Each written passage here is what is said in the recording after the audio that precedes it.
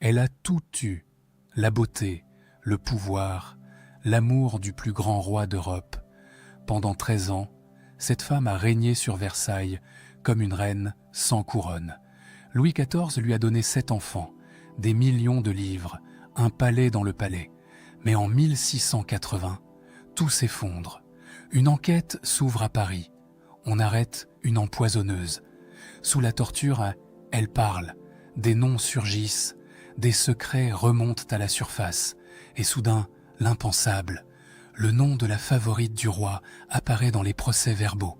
Messe noire, sorcellerie, poudre d'amour, peut-être même tentative d'empoisonnement du roi lui-même. Louis XIV découvre l'horreur. La femme qui partageait son lit a fréquenté les plus sombres recoins de Paris pour le garder, pour ne jamais le perdre. Alors le roi fait un choix que personne n'aurait imaginé, un choix qui va la détruire sans jamais la condamner, un choix qui va l'enfermer vivante dans les murs dorés de Versailles, parce que ce qui s'est vraiment passé dans cette affaire est bien plus terrifiant que tout ce que vous pouvez imaginer. Et la vérité, enfouie pendant des siècles, va vous montrer jusqu'où une femme peut tomber quand elle a tout à perdre. Dites-moi en commentaire d'où vous regardez cette vidéo. Et si vous voulez découvrir les secrets enfouis de l'histoire de France, abonnez-vous maintenant. Parce que ce que les livres d'école ne vous disent pas, je vous le raconte ici. L'histoire commence maintenant. Versailles, janvier 1680. Les jardins sont recouverts de givre. Dans la galerie des glaces, une femme marche seule. Elle a 40 ans, et malgré les années, sa beauté reste saisissante. Ses robes valent des fortunes. Ses bijoux brillent de 1000 feux. Son appartement compte 20 pièces. Elle a donné 7 enfants au roi de France. Elle est Françoise Athénaïs, de Rochechouart de Mortemart, marquise de Montespan.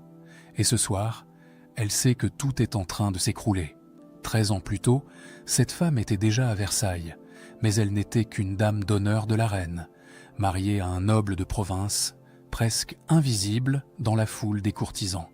Pourtant, elle avait un plan audacieux, impossible même, séduire le roi, devenir sa favorite, prendre la place de Louise de la Vallière, celle que Louis XIV aimait alors avec passion. À l'époque, personne ne lui donnait la moindre chance. Louise de la Vallière était douce, timide, profondément amoureuse. Le roi semblait heureux, mais Montespan possédait des armes que la Vallière n'avait pas.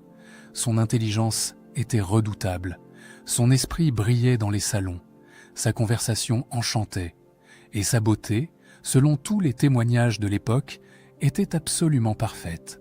La princesse palatine, qui n'aimait pourtant pas Montespan, écrira dans ses mémoires.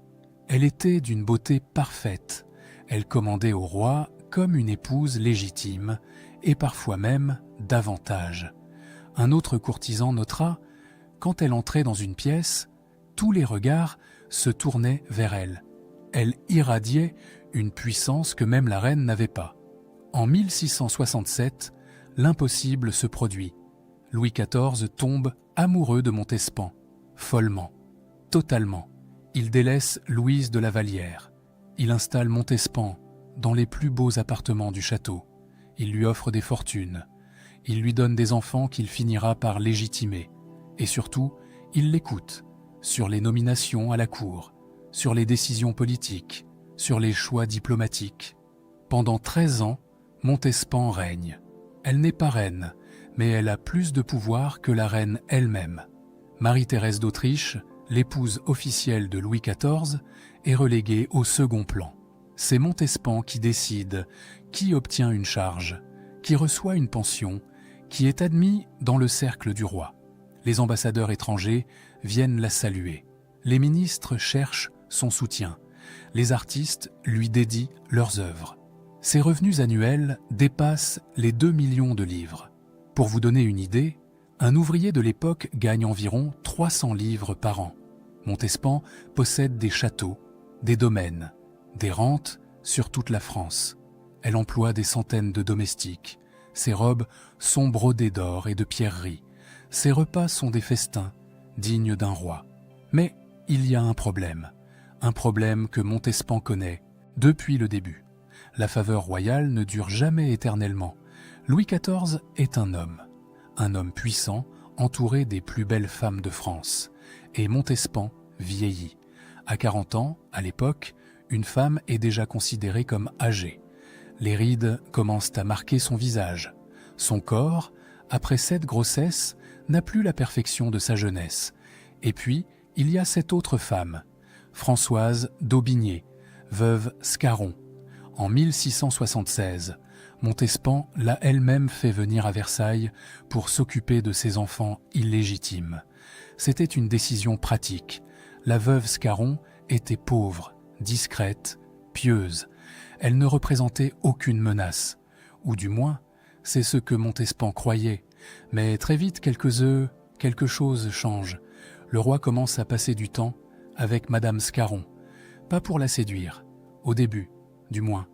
Il vient voir ses enfants, il reste discuter, il apprécie sa conversation calme, son intelligence posée, son absence de caprice. Avec elle, pas de scène de jalousie, pas d'éclat, pas de drame, juste une présence apaisante. Montespan sent le danger. Elle voit les regards du roi. Elle remarque ses absences. Elle entend les murmures de la cour. Le roi se lasse, disent donc les courtisans. Il cherche autre chose, ajoutent les dames de la cour. Madame de Montespan a fait son temps. La panique s'installe. Tout ce pourquoi elle a combattu, tout ce qu'elle a construit pendant 13 ans, tout ce pouvoir, toute cette gloire, tout cet or, tout risque de disparaître. Elle sera rejetée comme Louise de la Vallière l'a été. Elle finira ses jours dans l'ombre, peut-être dans un couvent, oubliée, humiliée, déchue. Montespan ne peut pas l'accepter. Elle ne veut pas l'accepter. Elle fera n'importe quoi pour garder le roi. N'importe quoi. Et c'est exactement ce qu'elle a fait. Mars 1679, à Paris, loin des fastes de Versailles, la police du roi arrête une femme. Elle s'appelle Catherine Deschey, mais tout Paris la connaît sous le nom de la Voisin. C'est une devineresse, une vendeuse de poudre, une femme que l'on consulte pour résoudre des problèmes délicats, des problèmes d'amour, des problèmes d'héritage, des problèmes qui nécessitent parfois la disparition de quelqu'un. La Voisin est riche, très riche. Elle vit dans une grande maison du faubourg Saint-Denis. Elle reçoit des dizaines de clients chaque jour, et pas n'importe quel client. Des nobles, des bourgeois, des gens importants qui viennent chercher des solutions que la morale et la loi interdisent. L'enquête commence. Le roi a ordonné la création d'une chambre spéciale pour juger cette affaire. On l'appelle la chambre ardente, à cause des torches qui éclairent les séances tenues la nuit.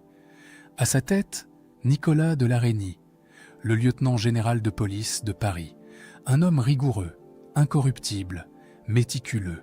Les interrogatoires débutent. Sous la question « La Voisin parle ». Elle parle beaucoup. Elle donne des noms, des dizaines de noms, des centaines de noms.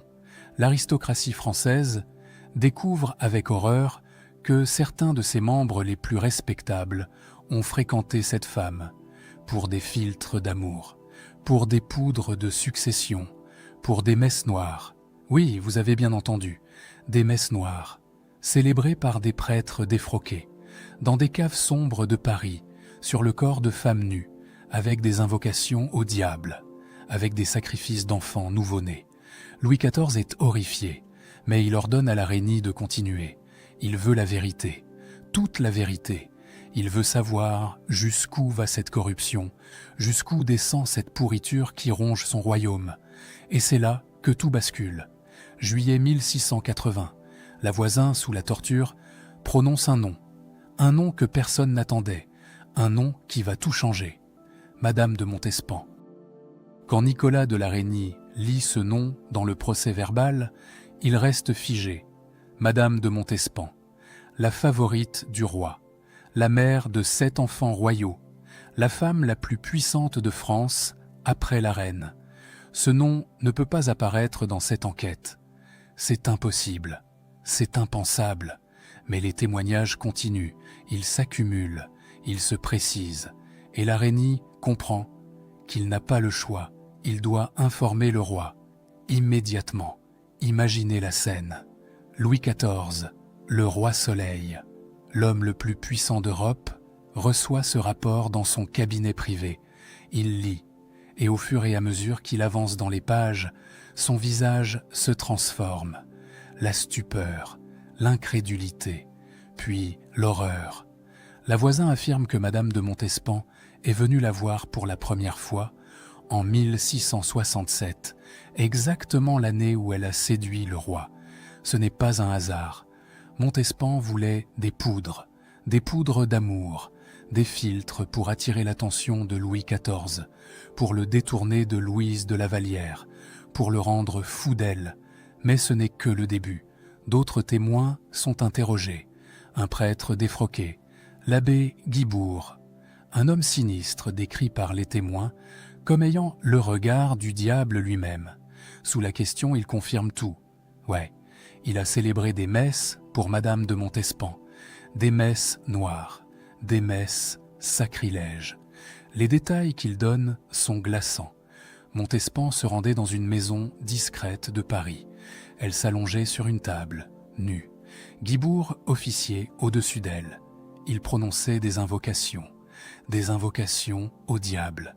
Il demandait que Louis XIV oublie toutes les autres femmes, qu'il n'ait Dieu que pour Montespan, qu'il lui donne tout, qu'il l'aime pour toujours. Dans ces messes, on sacrifiait des nouveau-nés. Leur sang était versé dans un calice, mélangé au vin de la messe. Guibourg prétend que Montespan buvait ce mélange pour sceller le pacte avec les forces obscures. Vous vous demandez peut-être si tout cela est vrai. Les historiens débattent encore aujourd'hui. Certains pensent que ces accusations étaient exagérées, arrachées sous la torture. D'autres estiment qu'il y a trop de témoignages concordants pour que tout soit inventé. Ce qui est certain, c'est que Louis XIV, lui, a cru ces révélations, ou du moins, il n'a pas pu les ignorer. Mais l'enquête ne s'arrête pas là. D'autres témoins parlent. Ils évoquent des visites ultérieures de Montespan. Pas en 1667. Non, plus tard, beaucoup plus tard. Dans les années 1670, quand elle sentait déjà que le roi se détachait d'elle. Cette fois, ce ne sont plus des poudres d'amour qu'elle demande. Ce sont des poudres de mort, des poisons. Pour qui? Les témoignages divergent. Certains parlent de Louise de la Vallière. D'autres mentionnent Madame de Maintenon, la nouvelle rivale. Mais l'accusation la plus terrifiante, celle qui va glacer le sang du roi, concerne Louis XIV lui-même. Plusieurs témoins affirment que Montespan a demandé à la voisine des poudres pour empoisonner le roi. Pas pour le tuer immédiatement, non, des doses légères, progressives, pour le rendre malade, pour l'affaiblir. L'idée était simple et horrible. Si le roi tombait malade, il aurait besoin de soins constants. Et qui serait mieux placé que Montespan pour s'occuper de lui? Elle pourrait alors contrôler qui le voyait, ce qu'on lui disait, ce qu'il décidait. D'autres témoignages suggèrent une intention encore plus sombre. Si le roi ne revenait pas vers elle malgré tout, alors peut-être valait-il mieux qu'il meure. Mieux vaut un roi mort qu'un roi qui vous abandonne et vous humilie devant toute la cour. La voisine déclare dans ses aveux « Madame de Montespan m'a supplié. Elle disait qu'elle préférait voir le roi mort plutôt que de le perdre au profit d'une autre. Elle m'a donné de l'argent, beaucoup d'argent. Elle voulait que je lui fournisse les poudres les plus efficaces. » Est-ce que Montespan a vraiment tenté d'empoisonner Louis XIV? Les poudres ont-elles été utilisées? Le roi a-t-il réellement ingéré du poison? Personne ne le saura jamais avec certitude. Mais ce qui est certain, c'est que le roi a lu ces accusations. Il les a lues en détail, et il a dû se poser cette question terrifiante. La femme avec qui je partage mon lit depuis 13 ans, la mère de mes enfants, a-t-elle vraiment voulu me tuer? Imaginez ce que Louis XIV ressent à ce moment. L'homme qui dort à ses côtés depuis tant d'années. L'homme qui lui a fait confiance. L'homme qui a légitimé ses enfants. L'homme qui lui a donné un pouvoir immense. Cet homme découvre que celle qu'il aimait a peut-être fréquenté des sorcières, participé à des messes noires et tenté de l'empoisonner. Saint-Simon, le célèbre mémorialiste de l'époque, écrira plus tard « Le roi fut frappé d'une horreur profonde. Il ne pouvait croire que celle qu'il avait tant aimée ait pu descendre si bas. Pendant plusieurs jours, il ne parla à personne. Il restait enfermé dans son cabinet, lisant et relisant les procès-verbaux, comme s'il cherchait une preuve que tout cela était faux. Mais la preuve ne vient pas. Les témoignages continuent. Ils se renforcent. Des dizaines de personnes sont interrogées. 400 au total. 36 seront exécutés. Et partout, le nom de Montespan revient. Encore et encore. À Versailles, Montespan continue d'apparaître aux cérémonies officielles. Elle sourit. Elle porte ses plus belles robes. Elle fait comme si de rien n'était. Mais elle sait, elle devine que la Régnie est en train de tout découvrir. Elle voit les regards du roi changer. Elle sent l'étau se resserrer autour d'elle. Et elle a peur, terriblement peur. Louis XIV se retrouve face à un dilemme impossible. Un dilemme qui va le hanter pendant des mois. D'un côté, il y a la justice. Si les accusations sont vraies, Madame de Montespan a commis des crimes abominables. Sorcellerie, sacrilège, tentative d'empoisonnement. Ces crimes méritent le bûcher. La loi est claire. N'importe qui d'autre serait déjà arrêté, jugé, condamné. Mais Montespan n'est pas n'importe qui. Elle est la mère de 7 enfants du roi. Des enfants que Louis XIV a reconnus. Des enfants qu'il aime profondément. Le duc du Maine, le comte de Vexin, Mademoiselle de Nantes, Mademoiselle de Tours, le comte de Toulouse. Ces enfants portent désormais le nom de France. Ils font partie de la famille royale. Que deviendront-ils si leur mère est traînée devant un tribunal et brûlée, vive en place publique?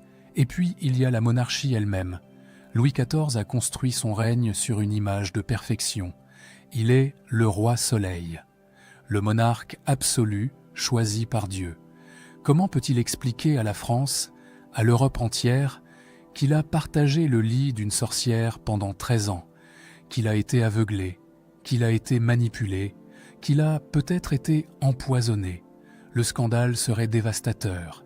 Les ennemis de la France se moqueraient. Les protestants diraient que c'est la preuve de la corruption catholique. Les nobles français perdraient confiance en leur roi. La monarchie elle-même pourrait être ébranlée. La Régnie comprend la situation. Il continue son enquête avec une extrême prudence. Chaque fois qu'un témoignage mentionne Montespan, il le place dans un dossier à part. Un dossier qu'il montre uniquement au roi. Personne d'autre ne doit savoir, pas même les autres magistrats de la Chambre ardente. Pendant ce temps, à Paris, les exécutions se multiplient. La voisine elle-même est condamnée. En février 1680, elle est brûlée vive en place de Grève. Des milliers de Parisiens assistent au spectacle. La voisine monte sur le bûcher en hurlant. Elle essaie de parler, de révéler des secrets, mais on l'en empêche. Les bourreaux sont efficaces. Les flammes s'élèvent rapidement. Que voulait-elle dire avant de mourir? Voulait-elle nommer Montespan publiquement? Voulait-elle révéler d'autres secrets encore plus terribles? Personne ne le saura jamais. La voisine emporte ses dernières révélations dans les flammes. Mais l'enquête continue. D'autres accusés parlent. Ils évoquent des détails encore plus sombres. L'abbé Guibourg donne des précisions atroces. Il décrit les messes noires, célèbres pour Montespan. Il explique comment elle venait déguisée, le visage caché, comment elle apportait elle-même certains ingrédients pour les rituels, comment elle priait les forces obscures de lui donner la victoire sur ses rivales. Un autre témoin, Marie Bosse, empoisonneuse également arrêtée, confirme avoir fourni des poudres à Montespan. Elle décrit les demandes précises de la favorite. Elle voulait que le roi ne puisse plus regarder aucune autre femme. Elle voulait que toute rivale tombe malade ou disparaisse. Elle était prête à payer n'importe quel prix. Les archives de la Chambre ardente, conservées aujourd'hui aux Archives nationales, contiennent ces témoignages. Des centaines de pages, des interrogatoires détaillés, des aveux sous la torture. Et le nom de Montespan, qui revient encore et encore, comme une obsession. À Versailles, la tension devient insoutenable. Montespan sait que le roi sait. Elle le voit dans ses yeux. Louis XIV ne lui parle presque plus. Il ne vient plus dans son appartement. Il évite son regard. Quand ils se croisent lors des cérémonies officielles, il est froid, distant, presque glacial. Mais il ne l'accuse pas. Il ne la fait pas arrêter. Il ne dit rien. Cette situation est peut-être pire qu'un procès. Montespan vit dans l'angoisse permanente. Chaque jour, elle se demande si c'est le jour où les gardes viendront la chercher, si c'est le jour où elle sera traînée devant la chambre ardente, si c'est le jour où tout sera révélé. La cour observe ce ballet silencieux avec fascination et terreur. Les courtisans murmurent, ils spéculent, ils savent que quelque chose de grave se passe, mais personne ne connaît les détails exacts. Madame de Sévigné, dans sa correspondance, écrit à sa fille « Il se passe des choses étranges à Versailles. La faveur de Madame de Montespan semble éteinte. Le roi la traite avec une froideur qui glace le sang. On parle d'une enquête terrible à Paris. Des noms circulent. Mais personne n'ose rien dire à voix haute. » Pendant ce temps, une autre femme monte silencieusement. Madame de Maintenon, l'ancienne gouvernante des enfants, devient de plus en plus présente auprès du roi. Elle ne cherche pas à séduire Louis XIV de façon classique. Au contraire, elle lui offre quelque chose que Montespan ne peut plus lui donner. La paix, l'apaisement, la pureté. Après les révélations sur Montespan, après la découverte de ses visites chez la voisin, après les messes noires et les poisons, Louis XIV a besoin de se sentir propre à nouveau. Il a besoin de racheter son âme. Et Madame de Maintenon, avec sa piété sincère, avec sa douceur, avec son absence totale de scandale, représente exactement ce dont il a besoin. Le contraste est saisissant. D'un côté, Montespan, la beauté flamboyante, devenue symbole de corruption et de sorcellerie. De l'autre, Maintenon, la veuve discrète, devenue symbole de vertu et de rédemption. Le roi fait son choix, un choix terrible, un choix qui va détruire Montespan sans la condamner officiellement, un choix qui va protéger la monarchie tout en punissant la coupable, un choix qui va changer l'histoire de France. En 1681, Louis XIV ordonne la dissolution de la Chambre ardente. L'enquête s'arrête brusquement. Les dossiers les plus sensibles, ceux qui concernent Montespan et d'autres grands noms de l'aristocratie, sont scellés. 147 documents sont placés dans une cassette spéciale que le roi garde lui-même dans son cabinet. Officiellement, l'affaire est close. Justice a été rendue. Les coupables ont été punis. L'ordre est rétabli.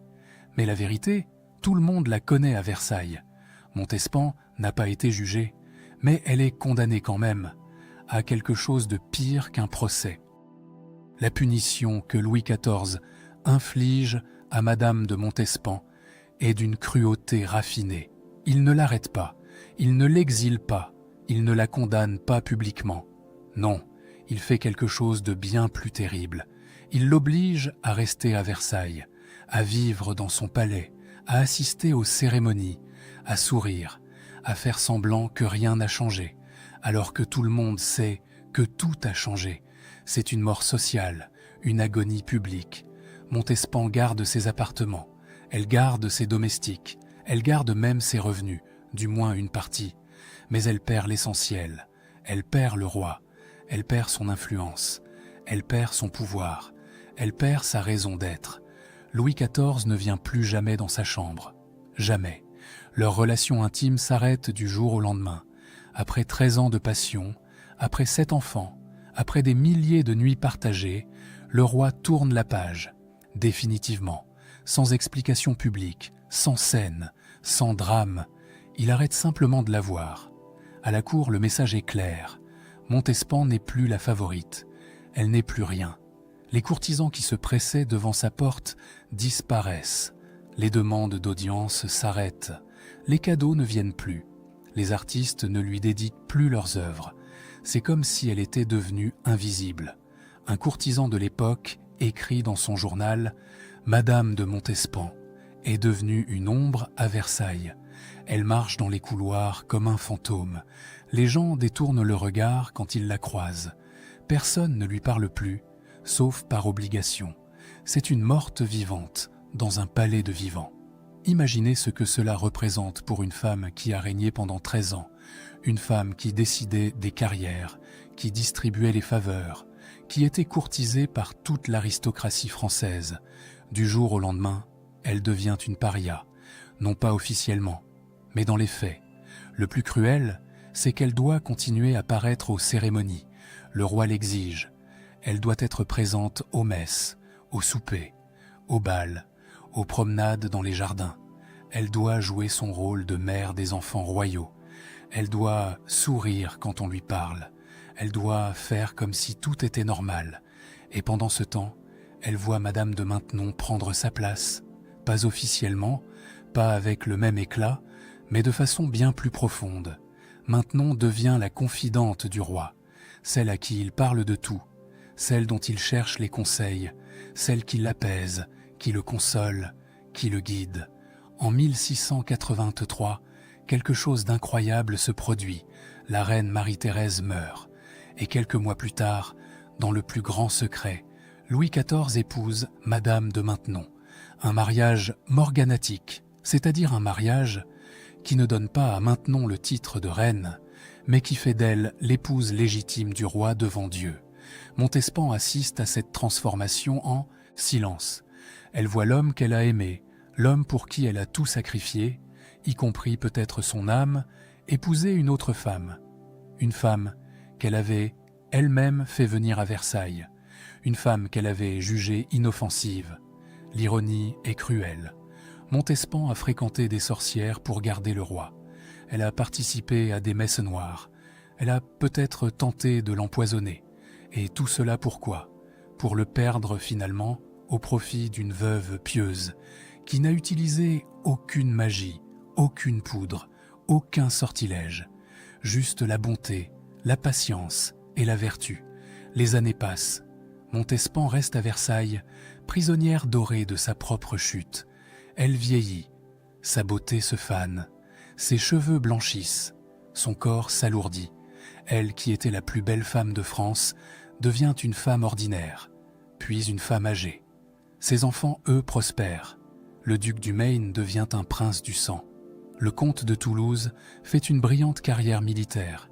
Ses filles épousent beaucoup de grands princes. Louis XIV les aime sincèrement. Il s'occupe d'eux. Il leur assure un avenir magnifique. Mais il ne parle jamais de leur mère devant eux. Jamais. En 1691, après 10 ans de cette agonie sociale, Montespan obtient enfin la permission de quitter Versailles. Elle a 51 ans. Elle est brisée, humiliée, épuisée. Elle se retire dans un couvent, l'abbaye de Fontevraud, où elle passera les dernières années de sa vie. Là-bas, loin de la cour, loin du roi, loin du pouvoir, Montespan cherche peut-être le pardon. Elle prie, elle fait pénitence, elle donne tout son argent aux pauvres. Elle porte des vêtements simples, elle dort sur une paillasse, elle jeûne, elle se mortifie. Est-ce du remords sincère ou simplement la peur de l'enfer après avoir fréquenté le diable à Versailles? Personne ne peut lire dans son cœur, mais les témoins de l'époque racontent qu'elle pleure souvent, qu'elle parle peu, qu'elle semble porter un fardeau invisible, un poids qui l'écrase jour après jour.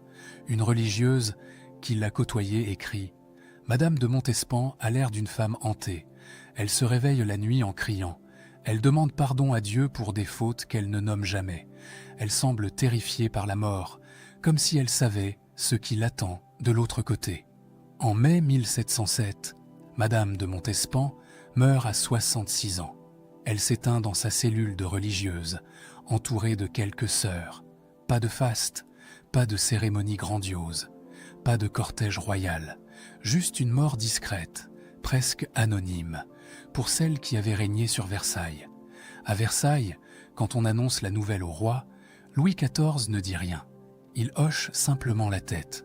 Puis, il continue sa journée comme si de rien n'était. Il ne porte pas le deuil. Il n'ordonne pas de messe spéciale. Il n'en parle pas à ses courtisans. Pour lui, Madame de Montespan était déjà morte depuis 27 ans. Aujourd'hui, quand vous visitez Versailles, vous pouvez voir le portrait de Madame de Montespan. Elle est là, dans la galerie des glaces, immortalisée par les plus grands peintres de son époque. Pierre Mignard l'a représentée au sommet de sa beauté. Elle sourit, elle rayonne. Ses robes sont somptueuses, ses bijoux étincellent. Elle semble invincible. Mais maintenant, vous savez ce que ce portrait ne dit pas. Vous savez ce qui se cache derrière ce sourire figé. Les messes noires, les poudres d'amour, les tentatives d'empoisonnement, la chute terrible, l'agonie de 27 ans, la mort solitaire dans un couvent. L'histoire de Madame de Montespan nous révèle quelque chose de profond sur le pouvoir, sur Versailles, sur la nature humaine elle-même. Cette femme avait tout, absolument tout. La beauté, l'intelligence, la richesse, le pouvoir, l'amour du plus grand roi d'Europe. Elle vivait dans le palais le plus magnifique du monde. Elle portait les robes les plus coûteuses. Elle commandait à des centaines de personnes. Mais tout cela reposait sur une seule chose, l'amour d'un homme. Et cette dépendance absolue l'a détruite, parce qu'au XVIIe siècle, même les femmes les plus puissantes ne détenaient leur pouvoir que par procuration, à travers un père, à travers un mari, à travers un amant royal. Elles n'avaient aucun pouvoir propre, aucune position qui ne dépende pas d'un homme. Montespan le savait, elle l'a toujours su, et cette conscience l'a terrorisée. Quand elle a senti que Louis XIV se détachait d'elle, elle a paniqué, parce que perdre le roi signifiait tout perdre, son statut, sa richesse, son influence, sa raison d'exister. Elle serait rejetée, humiliée, oubliée, exactement comme Louise de la Vallière avant elle. Alors elle a fait l'impensable. Elle s'est tournée vers la sorcellerie, vers les messes noires, vers les poisons, non pas parce qu'elle était mauvaise, mais parce qu'elle était désespérée, parce qu'elle n'avait aucune autre option, aucun autre moyen de garder ce qu'elle ne pouvait pas retenir. Et c'est là toute la tragédie. Montespan n'était pas un monstre. C'était une femme intelligente, brillante même, piégée dans un système qui ne lui laissait aucune issue. Un système où les femmes devaient se battre entre elles pour la faveur d'un homme, où elles devaient utiliser tous les moyens possibles, même les plus sombres, pour survivre. L'affaire des poisons révèle aussi quelque chose de terrifiant sur Versailles lui-même. Ce palais que nous admirons aujourd'hui pour sa beauté, pour son architecture, pour ses jardins, était en réalité un lieu de peur constante. Sous les ors et les fastes, il y avait la jalousie, la trahison, les complots, les empoisonnements. Des dizaines de nobles ont fréquenté la Voisin et ses semblables. Pas seulement Montespan, des duchesses, des comtesses, des princes même. Tous cherchaient des solutions magiques à leurs problèmes. Un mari gênant, une rivale encombrante, un héritage qui tarde à venir, et ils étaient pas prêts à payer n'importe quel prix, y compris le prix de leur âme. Louis XIV a fait le choix d'étouffer cette vérité. Il a dissous la chambre ardente, il a scellé les documents, il a fait taire les témoins. Pourquoi ? Pour protéger la monarchie, pour éviter que la France entière découvre que l'aristocratie, censée être l'élite du royaume, fréquentait des sorcières et des empoisonneuses. C'était un choix politique, un choix de raison d'État, mais c'était aussi un choix moral discutable. Parce qu'en protégeant la monarchie, Louis XIV a sacrifié la justice. Des coupables n'ont jamais été jugés, des crimes n'ont jamais été punis, des victimes n'ont jamais obtenu réparation. Et Montespan, elle a été punie, certes, mais d'une façon qui n'a jamais été officialisée. Elle a vécu 27 ans dans l'humiliation et la honte, sans jamais avoir eu droit à un procès, sans avoir pu se défendre, sans que la vérité complète soit établie. Était-elle vraiment coupable de tout ce dont on l'accusait ? A-t-elle réellement tenté d'empoisonner le roi ? Ou certaines accusations étaient-elles exagérées, arrachées sous la torture à des témoins qui disaient ce que leur bourreau voulait entendre ? Nous ne le saurons jamais avec certitude. Les documents scellés par Louis XIV n'ont été ouverts qu'au XIXe siècle, 150 ans plus tard. Et même alors, certaines pages avaient disparu, brûlées, détruites, effacées de l'histoire. Ce que nous savons, c'est que Madame de Montespan a payé un prix terrible. Elle a tout perdu. Sa beauté s'est fanée. Son pouvoir s'est évaporé. Ses dernières années ont été une lente descente vers l'oubli et la mort. Et pourtant, D'une certaine façon, elle a gagné l'immortalité. Son histoire a traversé les siècles. Aujourd'hui encore, plus de 300 ans après sa mort, nous parlons d'elle. Nous nous interrogeons sur elle. Nous sommes fascinés par sa trajectoire incroyable, par sa grandeur et par sa chute, parce que son histoire est aussi la nôtre. C'est l'histoire de l'ambition humaine, de la peur de perdre ce que nous aimons, de la tentation de franchir toutes les limites morales pour conserver ce qui nous échappe. C'est l'histoire de la fragilité du pouvoir et de la dignité humaine face à la corruption.